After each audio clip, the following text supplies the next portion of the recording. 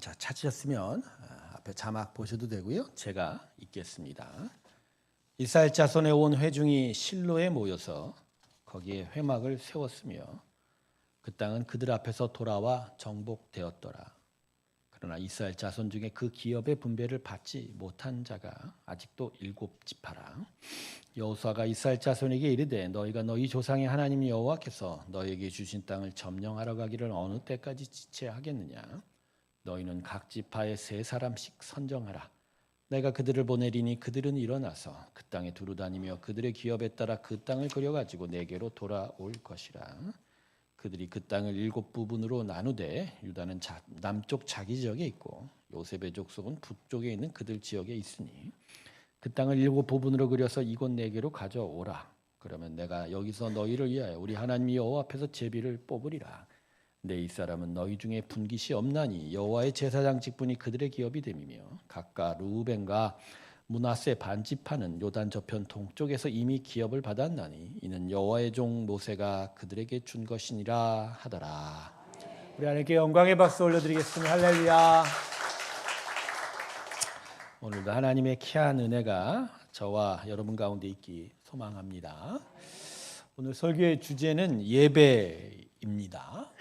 오늘 본문 말씀은 예배라는 주제와는 다른 가나안 땅의 분배 문제가 기록되고 있습니다. 이스라엘의 가나안 땅 정복 과정은요, 겉으로 볼 때는 매우 순적하게 진행이 된 것 같지만 그 속 사정을 들여다보면요, 12지파들 사이에 큰 갈등을 가진 채 진행이 되었습니다. 그 갈등은 어느 지파가 어떤 땅을 또 얼마나 크기로 가지냐였습니다. 즉 땅의 분배 과정에서 12지파들이 각각의 타 지파들이 얻은 분량에 대해서 또 그 땅에 대해서 시기하고 불평하고 있었다는 거예요. 사실 첫 번째 갈등은요, 요단강을 건너기 전에 가나안 땅을 점령하기 이전부터 발생했습니다.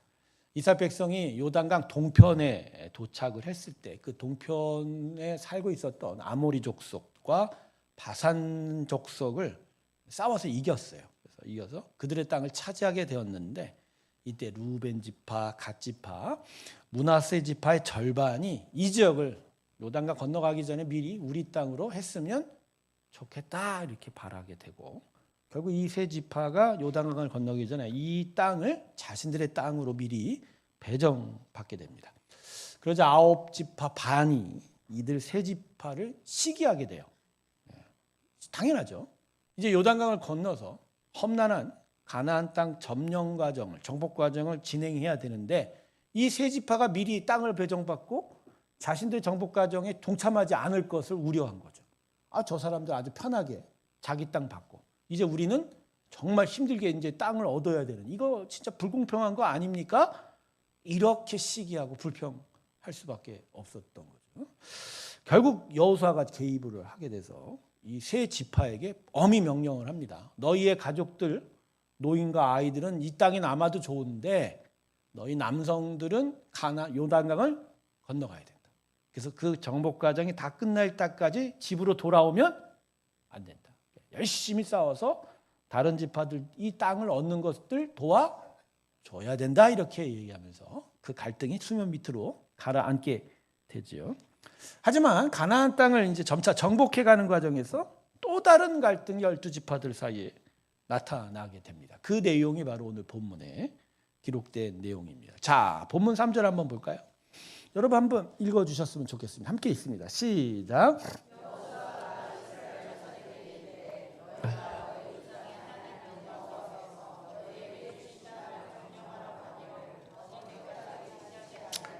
자, 지금 여호수아를 통해서 하나님께서 이스라엘 지파들에게 지금 질책을 하시는 거예요. 책망하시는 거예요. 어떻게 이 정복 과정을 이렇게 지체할 수 있냐? 빨리 제대로 해서 너희들 땅 분배를 해야 되는데 이게 너무 니들 게을르다, 태만하다 이렇게 내용 얘기한 거예요.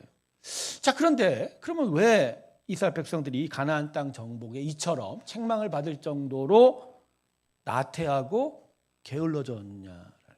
사실 그들에게 있어서 가장 우선적인 목적은 가나안 땅 점령하는 거 아니겠습니까? 40년 동안 광야에서 방황하다가 부모 세대는 다 쓰러져 가고 이제 우리가 그 자녀 세대들이 가나안 땅에 들어오는데 빨리 자신의 정착지를 만들어가는 게 참 중요하지 않겠어요? 그런데 이 정복 과정에 이렇게 태만하고 게을렀다면 분명히 무슨 이유가 있다. 그럼 그 이유가 뭐냐? 그건 바로 에브라임과 므낫세 지파의 시기심과 불평 때문이었어요. 자, 여러분, 므낫세 지파, 에브라임 지파가 누구입니까? 자, 여러분, 이스라엘의 12지파가 누구의 아들이라고 생각하죠? 야곱의 아들이죠. 근데 실상은요, 이스라엘 지파 수를 보면 12개가 아니라 사실 13개예요. 레위 지파를 빼놨기 때문에. 레위 지파까지 포함하면 13개고, 그 중에 야곱의 아닌 자들이 지파가 2개. 그게 누구 지파죠? 므낫세와 에브라임. 그러니까 요셉의 목을 2개나 하나를 더 줘서 그 아들들로 지파를 만든 거예요. 왜 이렇게 에브라임과 므낫세를 대접을 했을까? 요셉이 형들의 시기로 애굽으로 노예로 팔려왔지만 2차 저차해서 애굽 땅의 총리가 되죠. 그때 큰 기근을 만나서 야곱과 그의 가족 70명이 형제들이 애굽으로 피신올 수밖에 없었고, 그 피신온 야곱과 그의 아들 형제들을 누가 잘 대해줬어요? 요셉이. 창세기 안 읽었어요? 그래서 요셉이 그 공로 때문에, 물론 이것도 하나님이 섭리하시고 하나님이 큰 민족 만드시는 과정이지만 이스라엘 그 백성들 안에서는 요셉이 일종의 발언권이 세진 거죠. 내가 너희들을 보살펴 주지 않았냐. 그래서 큰 존경과 힘과 어떤 주도권을 가지게 된 거예요. 그런데 이 정복 과정에서 므낫세와 에브라임이 시기심을 일으키는 일이 발생해요. 그게 뭐냐면 유다 지파가, 오늘 본문이 이제 18장이지만 그 전장을 보면 유다 지파가 땅을 배분을 받는데 아주 좋은 땅과 큰 땅을 배분을 받게 돼요. 사실 유다 지파가 열심이었어요. 그래서 예루살렘과 베들레헴과 헤브론을 중심으로 한 그 땅을 정말 제대로 점령을 했거든요. 거기에 대해 하나님께서 축복하신 것도 있고, 또 하나는 뭐냐면 야곱이 12아들들에게 안수하여 축복했던 창세기 49장 50장 기록을 보면 누구를 제일 많이 축복하셨어요? 하나님께서? 유다 지파예요. 유다 지파는 이스라엘의 12아들 중에 몇 번째입니까? 4번째죠. 그런데 왜 장자의 대접을 받을까요? 자, 예수님이 누구 지파로 나오셨어요? 유다 지파. 자, 이러한 예수님의 오심의 그 연약을 이루어가는 과정도 있지만 하나님께서 유다에게 영적 장자권을 허락하신 거예요. 그러니까 유다는 기본적으로 열심히 했고 어린 사자라는 그 별칭과 함께 하나님의 복을 받게 된 거예요. 그런데 에브라임과 므낫세가 볼 때는 이게 시기심이 나는 거예요. 우리가 더 좋은 일 하지 않았냐? 니들 유다 지파 기껏해야 아버지 모시고 애굽 땅 건너온 것밖에 없는데 우리야말로 우리 아버지 때문에 니들 잘 먹고 살지 않았느냐? 그러니까 우리가 더 대접받아야 되지 않겠냐? 이런 생각을 하게 된 거예요. 그래서 유다 지파가 받은 땅을 시기한 거예요. 어떻게 저렇게 좋은 땅, 넓은 땅을 줄 수 있겠느냐? 그런데 이 에브라임과 므낫세 지파의 시기가 그들 2지파에 머무르지 않았다는 거예요. 그들의 시기심과 불평이 다른 지파에게도 영향을 끼치게 됩니다. 근데 사실 이 일이요, 나중에 역사에서 또 반복이 됩니다. 자, 솔로몬 사후에 이스라엘 나라가 두 개로 쪼개지죠. 이때 누가 분탕질을 했어요? 에브라임 지파. 항상 에브라임 지파가 큰 목을 자기가 얻어야 된다고 생각하면서 시기와 불평으로 이스라엘 내분을 조장하게 돼요. 결국 그래서 다윗 중심의 유다와 베냐민만 빼놓고 나머지 10지파가 나중에 북이스라엘 왕국으로 분리 독립하는 게 바로 이 사건이에요. 이때도 마찬가지예요. 에브라임과 므낫세의 시기와 불평이 온 지파에게 퍼져버린 거예요. 그 시기와 불평이 모든 지파에게 다 퍼지자 그들이 어떤 마음을 불평을 하게 돼요? 야, 우리 열심히 할 필요 없어. 우리 열심히 해봐야 좋은 땅은 누가 가진다? 유다 지파. 해봐야 열심히 하면 뭐하냐 이거. 다 좋은 건 사실 그렇지 않거든요. 사실 이스라엘 땅의 가나안 땅 북쪽 이스라엘 평원이라고 하는 아주 그 노른자의 땅들이 다 이들에게 남아 있는데 이들이 열심히 하지 않고 정복하지 않으니까 못 받은 거거든요. 결국은 시기와 불평이 이렇게 탁 터져버린 거예요. 자, 그래서 하나님께서 이 문제를 해결하시고자 하나의 조치를 취하게 된 게 오늘 본문 1절의 내용이에요. 자, 본문 1절 봅시다. 자, 본문 1절입니다. 함께 읽습니다. 시작.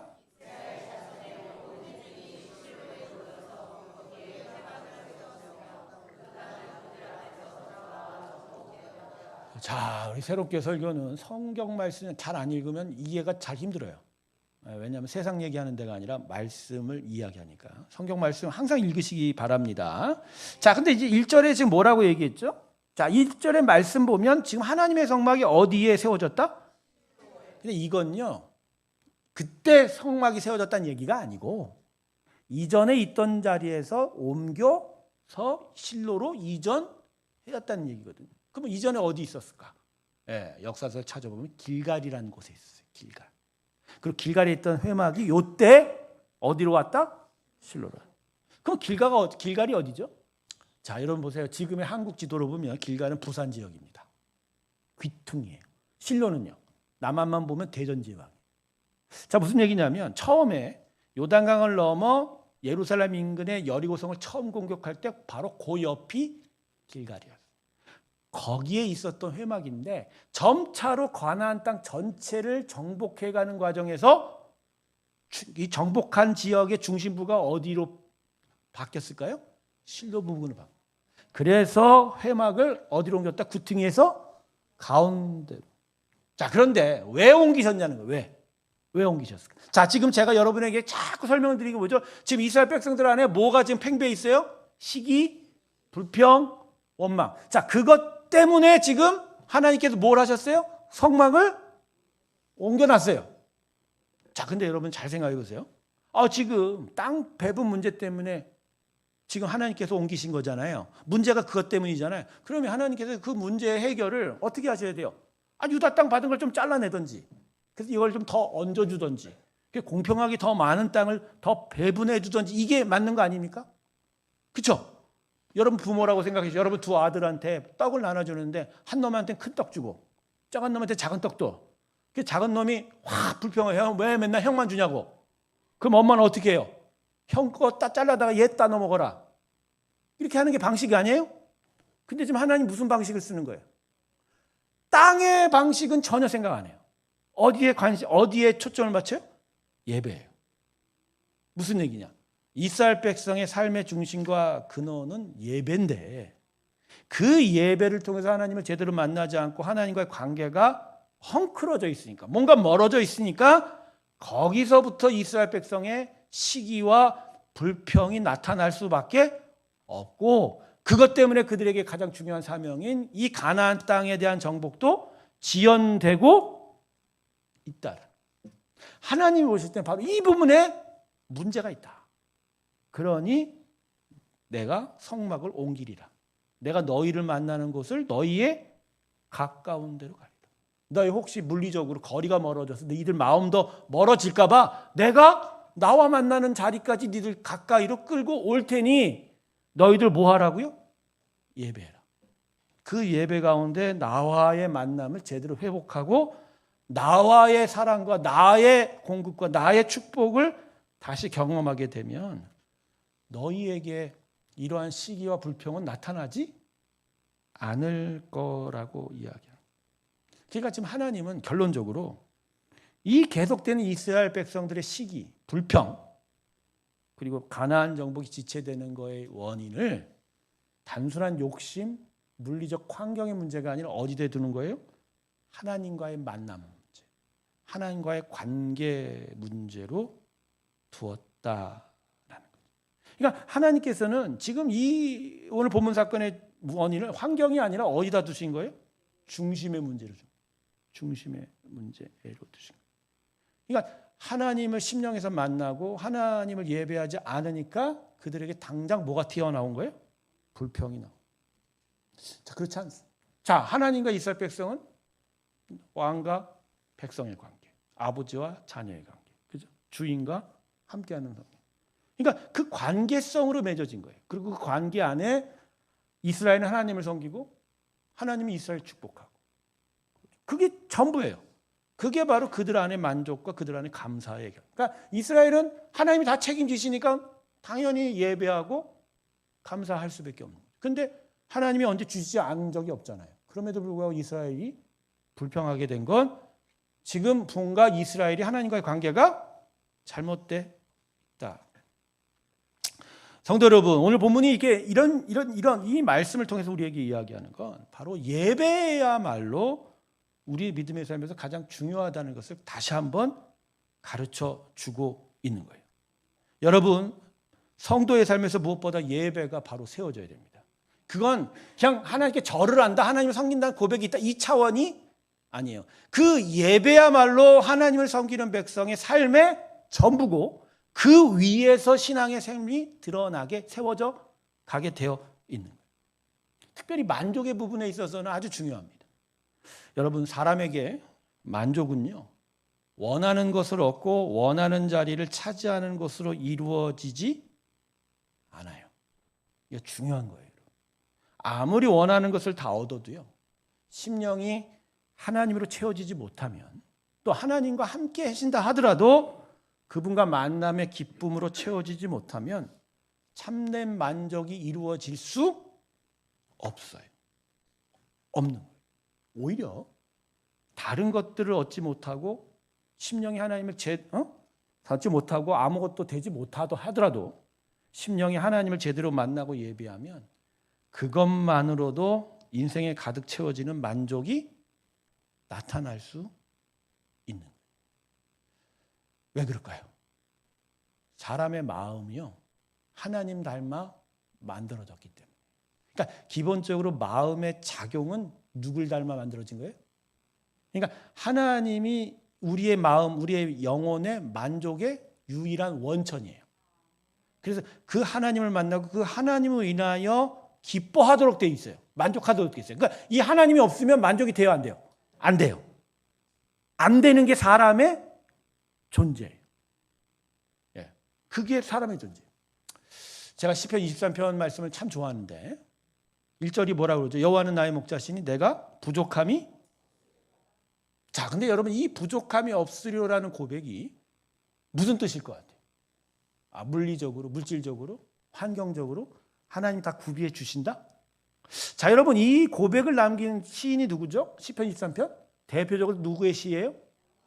자, 다윗이 우리가 흔히 생각하는 왕이요, 참 어마어마한 부자니까 그가 이런 말을 이렇게 남겼겠지 생각하지만, 여러분, 다윗의 인생을 자세하게 살펴보면 사실 완전한 때가 없었어요. 오히려 아프고 힘들고 고난 가운데 대부분의 인생의 세월을 보냈던 사람이 다윗이에요. 그렇지 않습니까? 어릴 땐 8째로 태어나서, 그죠? 형들보다도 못한 대접받았고, 그죠? 뭔가 골리앗을 썰어들고 난 다음엔, 그죠? 사람들의 인기를 받았지만 사울왕의 시기를 받고, 끝내 사울왕의 공격으로 유다 광야에서 12년을 방황하고 살았던 사람. 그리고 사울이 죽자마자 왕이 되긴 했지만 잠깐의 실수로 인해서 그의 가정이 완전히 풍비박산납니다. 자녀들이 서로 간음하고 서로가 서로를 찔러지기는, 집안에 바람잘 날 없는, 계속 아픈 생활이에요. 거기다가 아들 압살롬이 자기에게 창을 거꾸로 들어서 반역을 당하면서 진짜 버선발로, 한국말도 예루살렘 성을 급히 빠져나와야 되는 어려움을 당했죠. 나중에 노년이 됐을 때 힘 빠진 호랑이로, 자기는 막내 아들 솔로몬을 왕으로 세우고 싶지만 아도니아가 왕이 되고 싶어서 그래도 안에서 궁중에 반역을 일으키는 그런 어려운 일을 당하게 된 게 다윗이에요. 과연 다윗이 정말로 내게 부족함이 없으란 말이 이게 환경적이고 조건적일까요? 아니에요. 다윗은 비록 자기가 어렵고 힘이 들어도 결국 뭘 느꼈다는 거예요? 하나님의 함께 하심이에요. 하나님이 나에게 만족이 되어 주신 그 유명한 여호와는 나의 산성이요, 여호와는 나의 피난처시요, 여호와는 나의 요새요, 여호와는 나의 반석이요. 누구 시편이에요? 다윗. 그러니까 하나님께서 다윗을 향해서 사도행전이 뭐라고 그랬죠? 내 마음에, 그 마음의 중심에 하나님과의 관계로란. 여러분, 내가 부족함이 없으리라는 것은 자신이 만족하였다는 이 고백이거든요. 그것을 다윗의 노년에 다윗이 그렇게 고백할 수 있었던 건 결국 증거예요. 사람의 마음의 작용은 얻는 것으로 다 되는 게 아니에요. 예배를 통해서 하나님을 만나고 하나님과의 관계를 통해서 만족하게 되어 있다는. 그래서 여러분 다윗의 인생의 주제가 뭔지 아십니까? 정복이 아니에요. 싸움이 아니에요. 다스림이 아니에요. 예배예요. 예배가 그 다윗에게서 가장 큰 유명한 사건이 뭔지 아십니까? 예. 법궤를 가지고 예루살렘 성으로 들어와. 남들이 보건 말건 상관없이 온몸으로 찬양했다. 그리고 그 법궤를 나중에 성전 자리인 시온 언덕에 그 아라나오의 타작마당에다가 다 넣어놓고 자신만의 텐트를 세워 예배했던 그 일. 그게 바로 하나님이 다윗을 기뻐했던 일의 중심이었다. 여러분, 하나님을 만나고 감사드리는 예배가 자신의 인생의 중심이 되지 않으면 사람은 만족이 아니라 환경에 대한 시기심과 불평이 나올 수밖에 없는 거예요. 여러분, 불평이 뭔지 아십니까? 무엇이 없는 거에 대한 나의 원망이 아니에요. 없어서 가지지 못해서가 아니라 하나님이 없으면 자동적으로 나오는 게 불평이에요. 뭐요? 하나님이 이 안에 없습니다.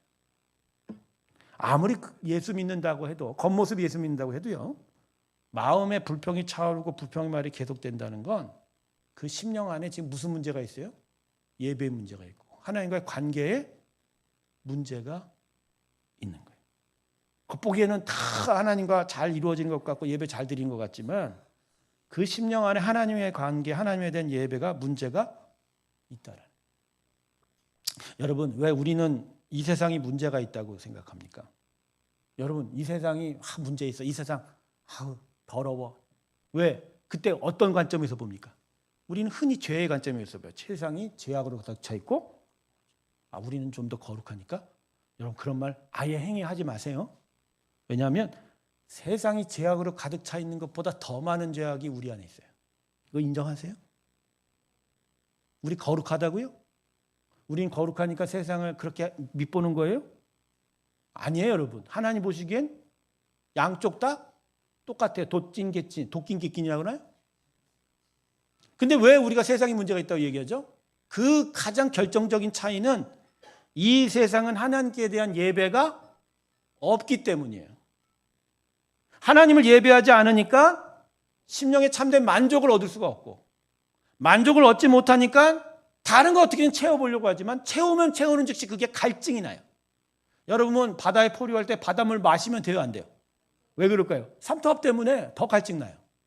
여러분, 세상에서 많은 것들 여기 안에 쌓고 쌓아도 우린 갈증 날 수밖에 없어. 왜요? 그건 우리의 만족의 대상이 아니라니까요. 내가 여러분에게 물어볼게요. 오늘 저녁 점심에 비빔밥 맛있게 하더라고요. 왜? 강된장으로 미리 알려드립니다. 근데 그거 먹고 만족이 몇 시간 갑니까? 에? 서너 시간도 못 가요. 아니, 그렇게 맛있다며. 그러면 그 만족이 우리를 채워줘야 되죠, 끝까지. 영원해요, 안 영원해요? 안 영원해요. 그러니까 계속 뭔가 찾는 거예요. 또 찾고 또 먹고 또 먹고 또 먹어. 돈 많이 번 사람들 특징이 뭔지 아세요? 돈을 더 이상 난 안 벌어. 이게 돼요, 안 돼요? 안 돼요. 자본주의 특성은 돈이 돈을 만듭니다. 그래요. 여러분, 그래서 다른 것으로 만족을 채우려 하지만 더 갈증 나니까 무슨 짓을 해요? 쾌락에 빠져요.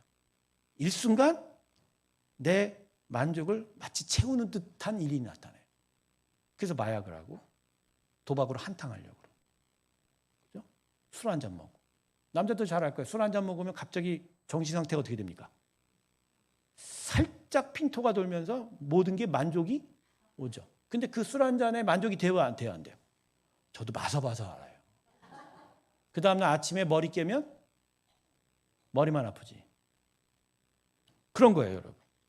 그러니까 세상이 풍요롭고 잘 사는 것 같지만 저는 그 자체가 지옥이라고 생각합니다. 영원한 만족이 채워짐이 없는.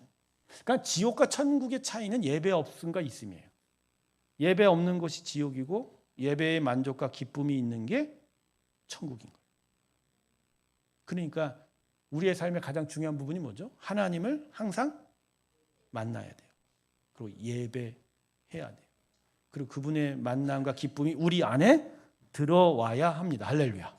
그러니까 이스라엘 백성이 여기에 실패한 거예요. 하나님이 성막을 주었던 이유가 뭐죠? 너희는 예배의 백성이라는 거예요.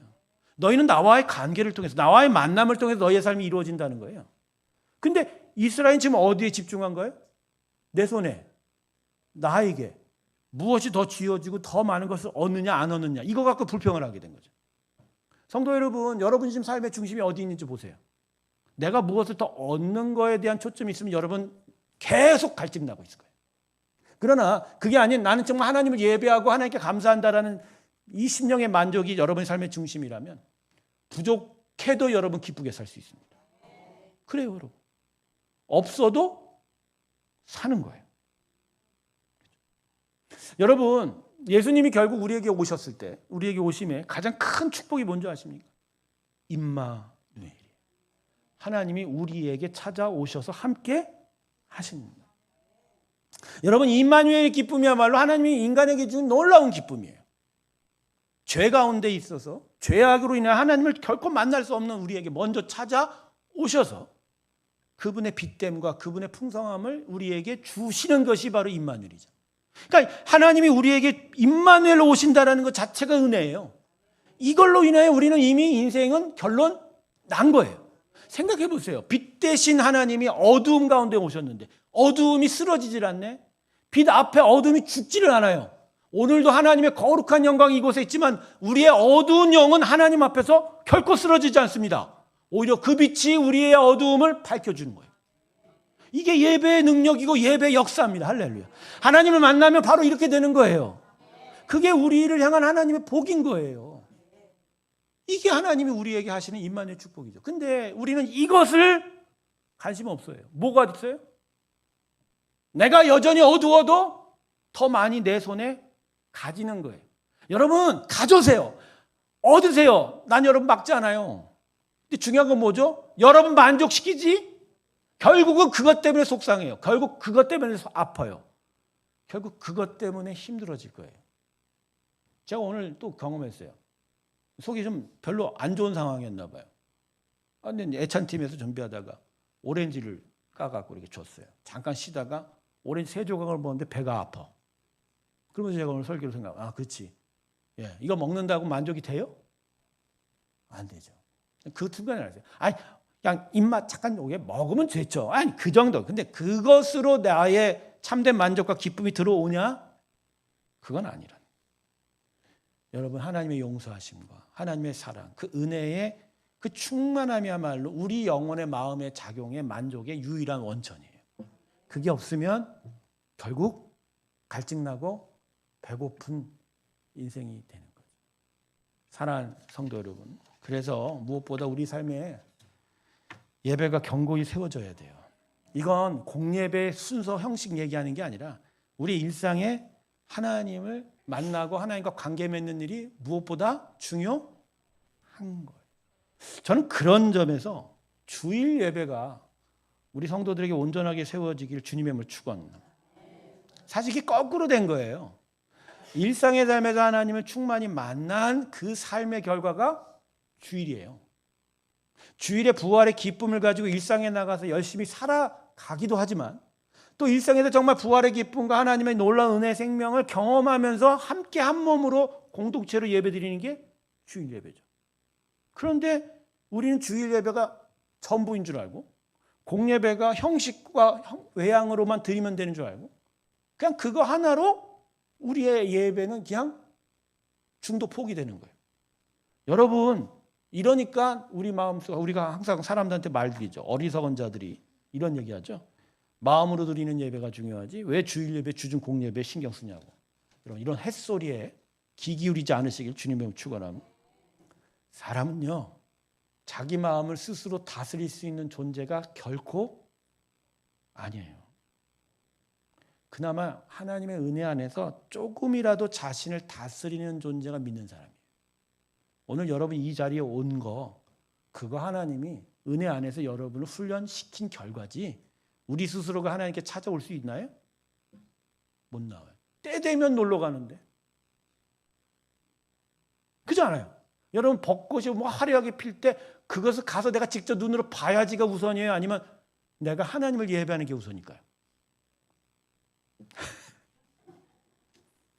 그러니까 이 마음의 예배를 이루기 위해서는 시간과 장소를 구별하는 훈련도 필요한 거예요.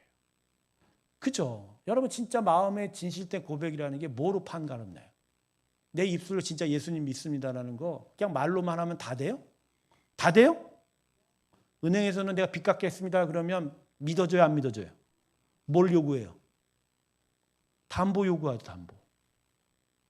아니면 당신이 이제까지 신용의 여러 일들을 내가 믿겠다. 여러분 하나님 앞에 내가 예수님 믿겠다, 하나님 예배한다고 했을 때 그 말을 하나님 어떻게 믿어요? 어떻게 믿냐고요? 우리 때문에 믿는 게 아니라 예수님 때문에 하나님 믿어주시는 거예요. 그런데 그 예수님을 여러분이 믿는 그 정성과 마음의 애씀이 전혀 말과는 다르다면 하나님 과연 그 말을 믿게 되겠냐는 거죠. 여러분 그렇지 않습니다. 믿음의 고백은 말에 있지 않아요. 그러니까 우리가 오늘도 예배합니다라고 하지만 예배가 우리가 드리는 거에 초점이에요? 아니죠. 제가 누누이 말씀드리죠. 우리의 예배는 우리가 드리는 것이 아니라 뭐가 제일 중요하다? 하나님이? 그러니까 우리의 진정성이 있냐. 그러니까 주일 예배라는 일주일에 그 한두 시간의 시간과 장소도 구별이 안 되는데 일상에서 내가 하나님을 예배할 수 있을까요? 못하죠. 하나님 못 만나는 거예요. 그러니까 하나님을 내가 알고는 있어도 못 만나니까 계속 내 입술, 내 인생에서 나오는 건 뭐죠? 만족이 아니라 뭐죠? 불평인 거예요. 사랑하는 성도 여러분, 요즘 여러분들 불평이 앞섭니까? 아니면 감사가 앞섭니까? 할렐루야. 여러분이 여러분의 삶에서 지금 무엇에 초점을 맞추는지를 보기 시작하면 여러분이 지금 예배하는 자인지 하나님을 정말 귀하게 여기고 만나는 자인지가 가려질 거예요. 다시 한번 말씀드립니다. 우리는 하나님을 만나고 예배하지 않으면 참된 만족을 얻을 수 없어요. 이것을 누누이 성경이 우리에게 가르치고 있는 겁니다. 이것을 마음에 기억하면서 예배하는 자리를 귀하게 지켜나가시길 주님의 이름으로 축원합니다. 특별히 주일을 귀하게 여기세요. 주일에 제가 스스로 묶이셔야 돼요. 이 하나님을 예배하는 자기를 묶으세요. 스스로 복종시키세요. 그러면서 이 묶이는 걸 통해서 나는 오직 하나님을 예배하리라. 주일을 지키는 건 세상과 나에게 자신을 묶지 않고 하나님께 스스로 묶는 겁니다. 하나님만이 길이요 진리요 생명이기에 그분만으로 생명을 얻고자. 그게 바로 참된 자이고 우리에게 생명이 될 줄로 믿습니다. 말씀을 마칠게요. 예배는 우리의 모든 것 생명을 걸 만한 가치가 있다는 걸 기억하시면서 오직 예배하는 자리로 나아가는 그 심령의 귀한 자리로 나아가는 저와 여러분이 되시길 주님의 이름으로 축원합니다. 기도하겠습니다. 하나님, 이스라엘의 실패는 예배의 실패였습니다. 이스라엘의 만족 없음은 바로 예배로부터 하나님을 만족하지 못했기 때문입니다.